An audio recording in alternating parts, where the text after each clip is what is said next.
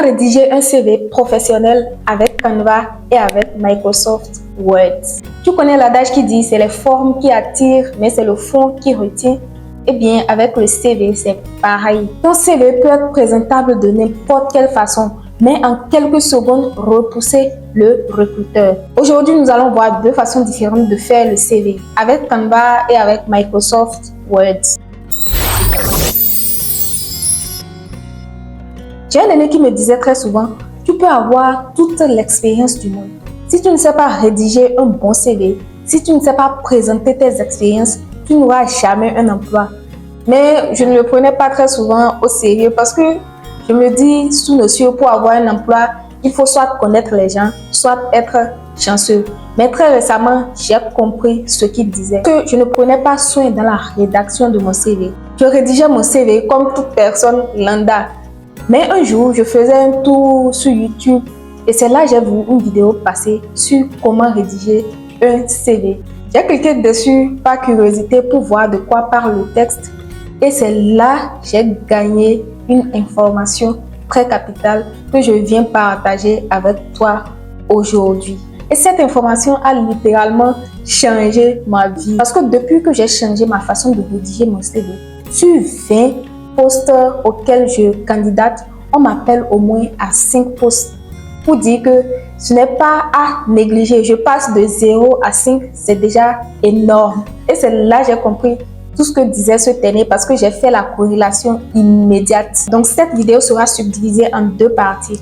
On aura première partie le fond du CV et deuxième partie la forme du CV. Et c'est là qu'on va mettre en pratique sur ordinateur. Donc reste bien jusqu'à la fin pour ne pas manquer des informations capitales. Si tu n'es pas encore abonné à la chaîne, je t'invite à t'abonner et à activer la cloche de notification pour ne pas manquer mes prochaines vidéos. Donc première partie, le fond du CV. Pour le fond du CV, c'est ce que le CV contient. Dans ton CV, il y a quoi en fait? Donc généralement, on subdivise le CV en 6 parties. Première partie, on a les informations personnelles.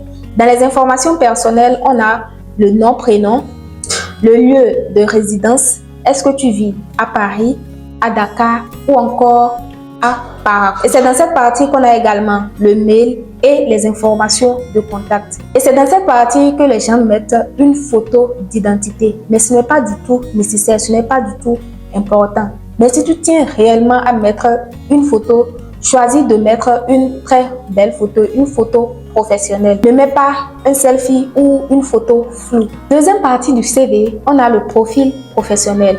Le profil professionnel, c'est une brève description de vous, une description qui dit qui vous êtes, vos objectifs et ce à quoi vous aspirez en postulant pour ce poste. C'est-à-dire ce que vous pouvez apporter à l'entreprise ou à l'ONG. C'est comme une mini lettre de motivation. Mais il faut s'assurer que ça ne soit pas trop long. C'est 5 lignes au plus et c'est 2 à 3 phrases maximum. Il faut être le plus impactant et le plus synthétique possible. Donc, il n'y a pas de bavardage à faire sur cette partie. La troisième partie du CV, c'est les expériences professionnelles. Pour énumérer les expériences professionnelles, il faut passer de l'expérience la plus récente à l'expérience la plus ancienne. Maintenant, pour citer une expérience, il faut les informations comme le poste que tu as occupé, la structure dans laquelle tu as occupé ce poste, la période, le nombre de temps que tu as passé dans ce poste et également la description du poste. Le poste consistait à quoi? Quelles étaient tes missions et quels sont les résultats que tu as atteints? Très important. Donc, il ne suffit pas seulement d'énumérer ou de citer une expérience sans décrire l'expérience donnée. Maintenant, si tu te dis que tu es novice et que tu n'as pas d'expérience professionnelle, ne t'inquiète pas, tu peux également rédiger la rubrique expérience professionnelle.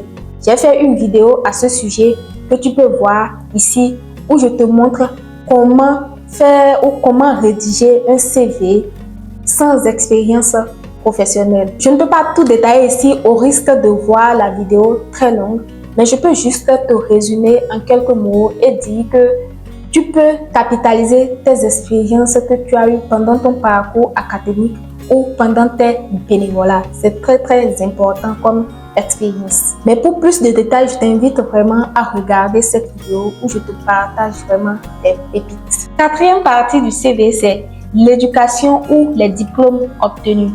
Et c'est également pareil. Pour énumérer l'éducation ou les diplômes obtenus, il faut passer du diplôme le plus récent au diplôme le plus ancien. Maintenant, pour énumérer ce diplôme, il faut dire, est-ce que c'est une licence? Est-ce que c'est un master? La faculté ou l'école dans laquelle tu as obtenu ce diplôme, la période ou la date à laquelle tu as obtenu le diplôme. Et si possible, faire une brève description, une petite description, une phrase au plus de la formation. La cinquième partie du CV, c'est les compétences. Et dans les compétences, on a les soft skills et les hard skills. Les soft skills, c'est les compétences qu'on ne peut pas toucher. C'est les compétences que tu as pu développer au cours de ton parcours, mais qu'on ne peut pas toucher. C'est comme ton développement personnel en fait. Est-ce que tu as des compétences en organisation ou en gestion du temps ou encore en travail d'équipe ou encore en leadership? C'est là que tu mets toutes ces compétences. Maintenant, les hard skills, c'est les compétences qu'on peut toucher, c'est les compétences palpables comme des compétences numériques. Est-ce que tu as une certaine compétence en montage vidéo ou également une compétence en copywriting ou en manipulation de logiciels de cartographie? Toutes ces compétences, c'est des compétences à capitaliser. Mais il faut s'assurer que les compétences que tu es en train d'énumérer ont un rapport avec le poste auquel tu postules. Tu ne peux pas, par exemple, postuler à un poste où on demande un boulanger et tu mets tes compétences en natation. Ça n'a aucun rapport, à moins que la boulangerie soit sous l'eau. Mais j'en doute fort. Voilà, donc il faut éviter de mettre des compétences qui n'ont aucun rapport avec le poste auquel tu postules. Et c'est également dans la partie compétences que tu mets les langues que tu parles. Quelles sont les langues que tu parles? Est-ce que tu parles l'anglais? Est-ce que tu parles une langue locale? Et quels sont les niveaux de ces langues? Si par exemple tu dis que tu parles l'anglais, il faut pouvoir dire que tu as un niveau B2 en anglais ou un niveau C2 en anglais. Ou tu parles couramment anglais ou soit tu es un débutant en anglais. La sixième partie, on a les centres d'intérêt. Est-ce que tu aimes le sport? Quel type de sport? Si c'est la lecture ou je ne sais pas, le développement personnel, les voyages, il faut pouvoir dire, mais sans trop en faire. Maintenant, passons à la deuxième partie de la vidéo, la forme du CV. Mais avant de continuer, n'oublie pas de liker la vidéo et de me donner tes impressions en commentaire. Je vais te faire un partage d'écran. Nous allons commencer par Canva et finir par Microsoft Word. Mais je notifie que pour les deux façons, il faut une connexion Internet. Si tu ne connais pas Canva, Canva est une plateforme de design graphique où on trouve des centaines ou des milliers de modèles d'affiches, de portfolios ou de CV, ce qui nous intéresse ici. Et Canva est vraiment une plateforme intuitive. Si je dis intuitive, c'est du genre, on n'a pas besoin de te montrer ce qu'il faut faire. Déjà, quand tu es sur la plateforme, quand tu crées ton compte, tu vois déjà. C'est-à-dire, on n'a pas besoin de te guider, on n'a pas besoin de te dire fais ci, fais ça. On va passer directement sur l'ordinateur. Donc, ici, je vais utiliser le navigateur Chrome. Tu peux utiliser n'importe lequel de tes navigateurs. Arrivé sur notre navigateur, on va taper canva.com.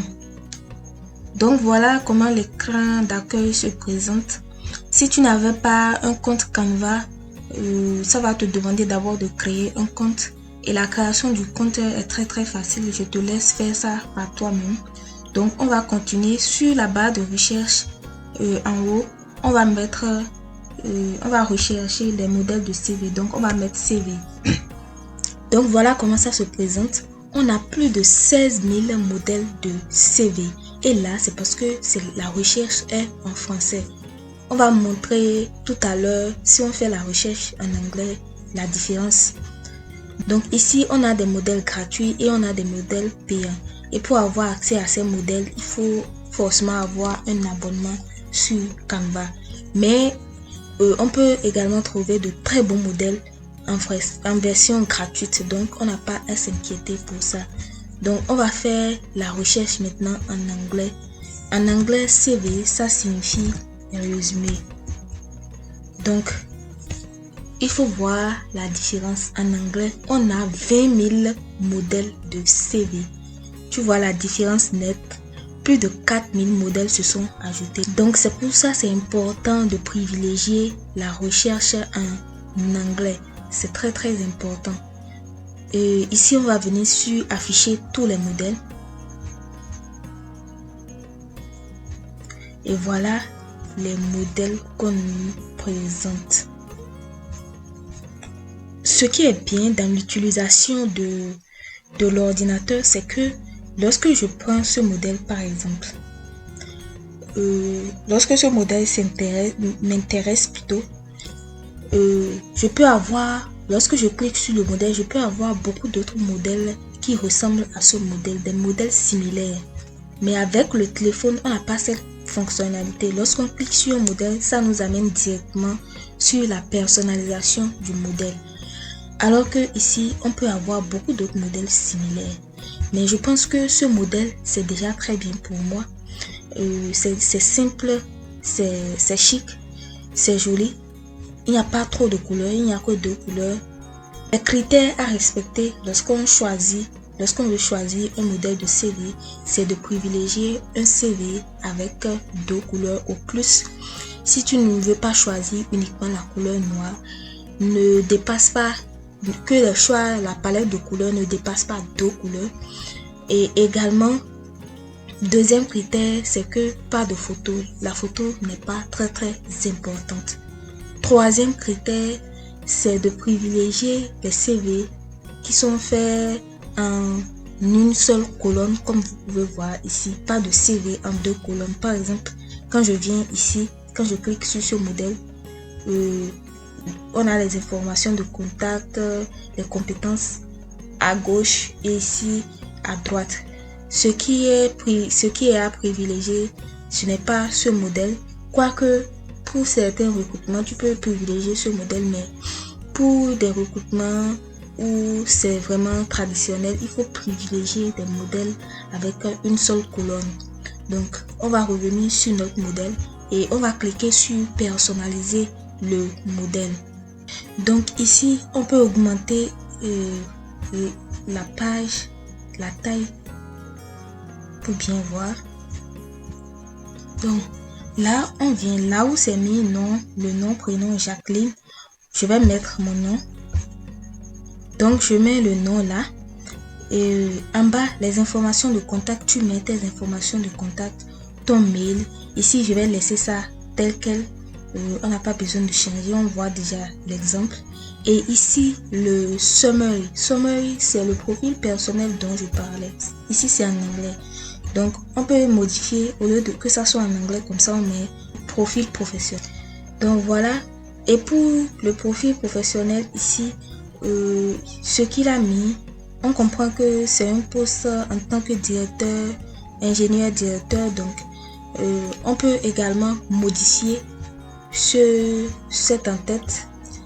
Donc ici, en supposant que je suis en train de postuler à un poste d'animatrice, je mets animatrice communautaire passionnée par le développement durable, expérience dans la gestion des ressources naturelles et l'économie verte, diplômée en sciences agronomiques avec spécialisation en gestion des ressources naturelles, maîtrise des outils numériques pour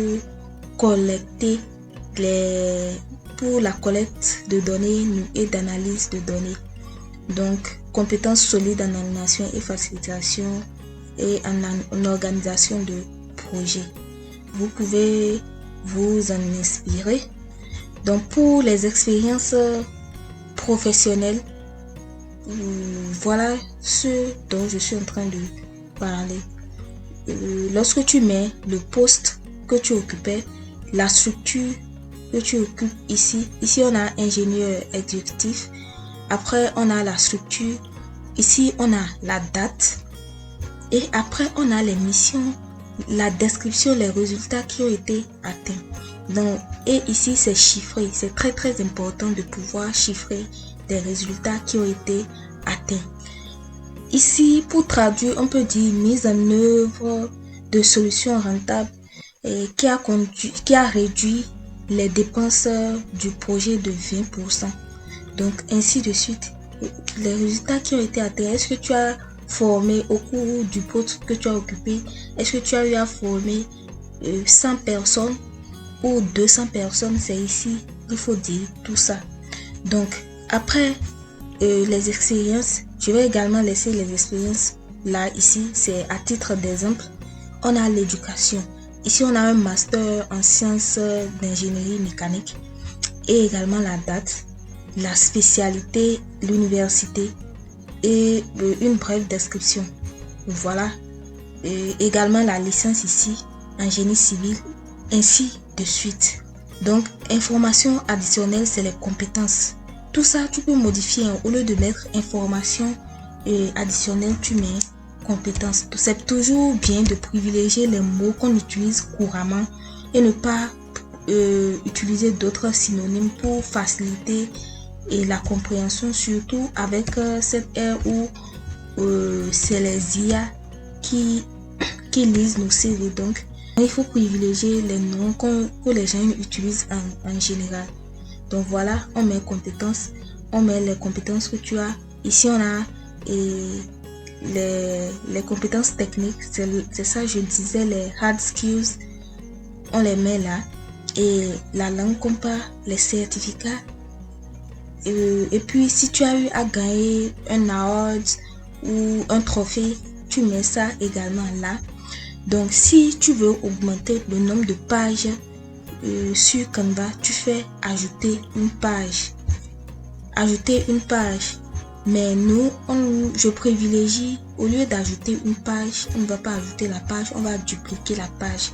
Parce que là, quand on ajoute la page, on voit déjà que c'est une page vierge qui vient. C'est une page vierge, totalement vierge. Donc, nous, on ne veut pas une page vierge, on ne veut pas copier, coller. On peut dupliquer simplement la page. Et pour ça, on clique sur la feuille, on fait clic droit, dupliquer la page. Et là, on a dupliqué. Maintenant, si on veut supprimer certaines informations, on supprime.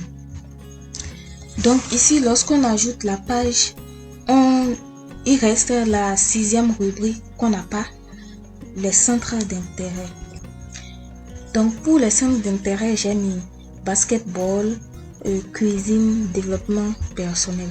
Donc en fonction de tes centres d'intérêt, tu peux également ajouter ça. Donc voilà le CV qui est ainsi présenté. Donc ici, on peut mettre, on met la signature. Lorsqu'on va faire le tirage, on met la signature et nom, prénom en bas. C'est-à-dire tu signes et tu mets ton nom, prénom. Donc voilà. Si je devais sortir un CV, il faut noter que il y a certaines informations que je n'ai pas changées qui sont en anglais. Les informations que j'ai changées qui sont en français. Donc c'est très très intuitif. Lorsque toi-même tu vas rentrer, tu vas le voir par toi-même. Et également, tu peux modifier la police. Si je ne veux pas cette police, je fais CTRL A et je viens sur police ici. Là où c'est mis Inter. Donc, je cherche, je peux également faire la recherche Time New Woman. Et là, on a la police là. Donc, voilà comment ça vient. Et lorsqu'on fait CTRL A, il faut revenir également sur la deuxième page parce que ça ne prend pas en compte les deux pages. Tu fais également CTRL A et tu viens modifier la police. Voilà, si la police qu'on avait ne te convient pas du tout. Et également, tu peux mettre des informations en gras ou pas. Et lorsque tu veux mettre une information, cette information en gras par exemple, tu peux cliquer ici et ça vient en gras, mais on ne veut pas que ça soit en gras. On peut également augmenter la taille ici On peut mettre ça à 12. À 12, ainsi de suite. Tout ce que tu veux modifier, tu peux modifier à ta guise. Lorsqu'on modifie les choses, il faut s'assurer de la mise en page. Ici, on voit que c'est un peu coincé, donc je peux déplacer un peu vers le haut pour avoir un peu d'espace. Voilà comment ça se présente. Donc, en général, c'est comme ça on aura un CV. Donc, lorsqu'on finit de faire le CV, pour faire le téléchargement, on vient ici dans partager, le coin à droite. En bas, on vient dans télécharger. Donc ici, on a plusieurs options de téléchargement. Lorsqu'on clique sur la petite flèche ici, on peut télécharger en format JPEG, en format PNG, en format PDF, ainsi de suite. Mais ce qui nous intéresse ici, c'est format PDF. Donc on vient sur télécharger. Et voilà, ça commence le téléchargement. C'est déjà terminé. Donc, pour retrouver les téléchargements, on vient dans nos dossiers, partie téléchargement. Et là, on a le CV ici. On peut l'ouvrir avec notre lecteur. Donc, voilà comment notre CV se présente. Voilà comment ça va se présenter sur n'importe lequel des ordinateurs. Vu que c'est format PDF, donc ça ne va pas modifier grand chose. Donc ici, ce que je vais ajouter, c'est que lorsqu'on revient ici et qu'on a fait une erreur et qu'on n'a pas une connexion internet pour modifier et faire encore un autre téléchargement, on peut venir ici et faire ouvrir avec Word.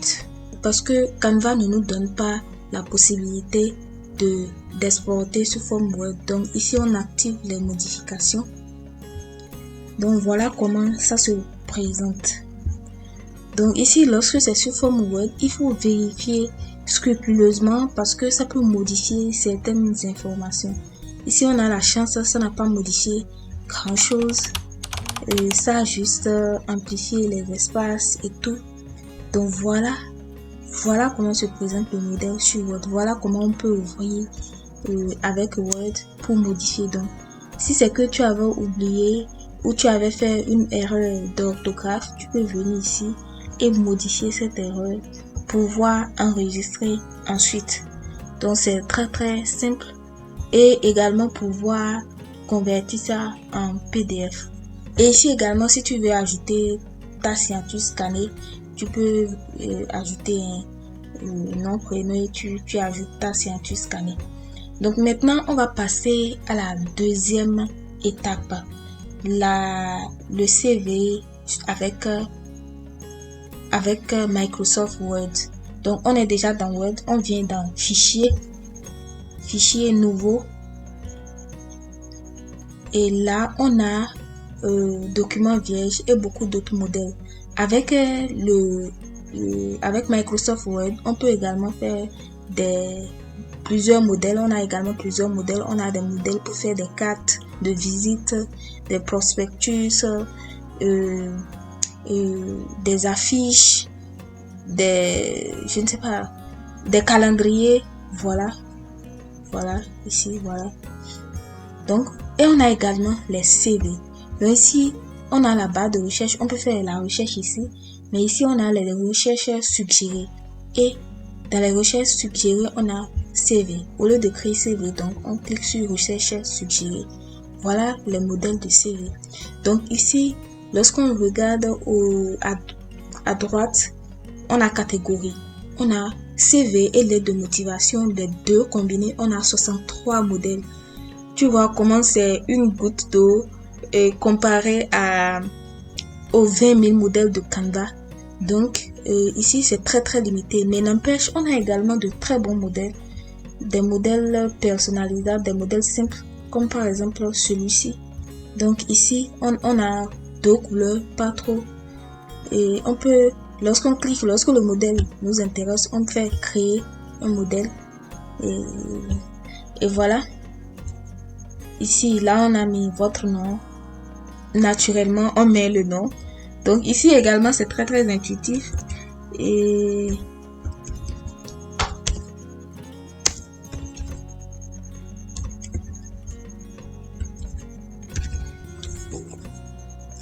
également, tu mets l'adresse, là où tu habites, le téléphone, le mail.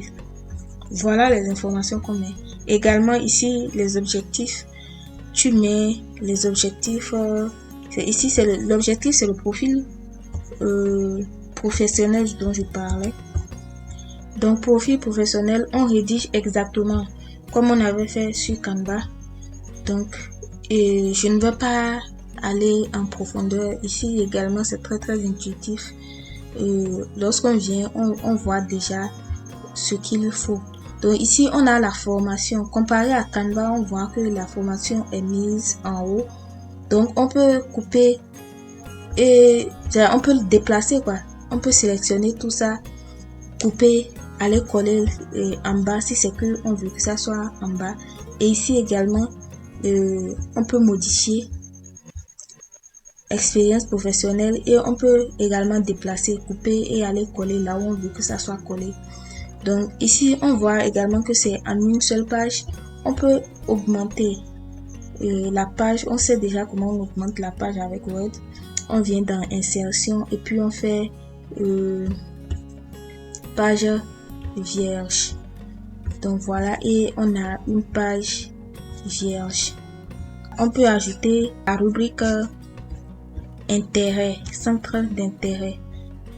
Donc pour ne pas commencer à zéro, on peut copier ici et venir coller. Donc lorsqu'on vient là, on met un centre d'intérêt. Donc ici, on ajoute les centres d'intérêt. Il faut noter que si tu commences à remplir, ça va dépasser cette limite. C'est parce que c'est un exemple. Je suppose que tu mets par exemple 3 expériences au lieu de 2 expériences. Donc, et même si ce n'est que 2 expériences, si tu commences par décrire les expériences, ça va dépasser cette limite. Donc, il n'y a pas d'inquiétude à se faire à ce sujet. Il suffit de copier-coller si c'est que on veut un modèle donné. Donc voilà.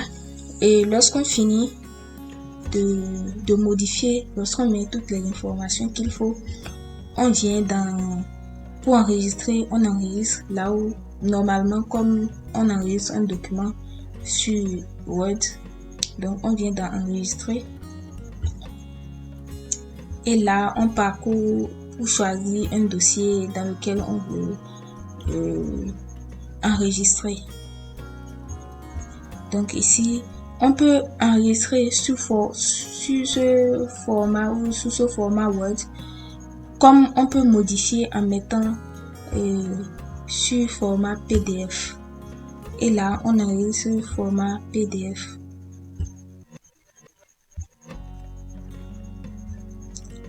Donc voilà comment ça se présente. On voit que c'est un CV creux. Je n'ai pas mis beaucoup d'informations, donc c'est également très intuitif. Donc voilà comment ça peut se présenter. On peut modifier n'importe quelle information, c'est-à-dire la taille, la police, tout ça on peut modifier. Donc voilà pour la vidéo.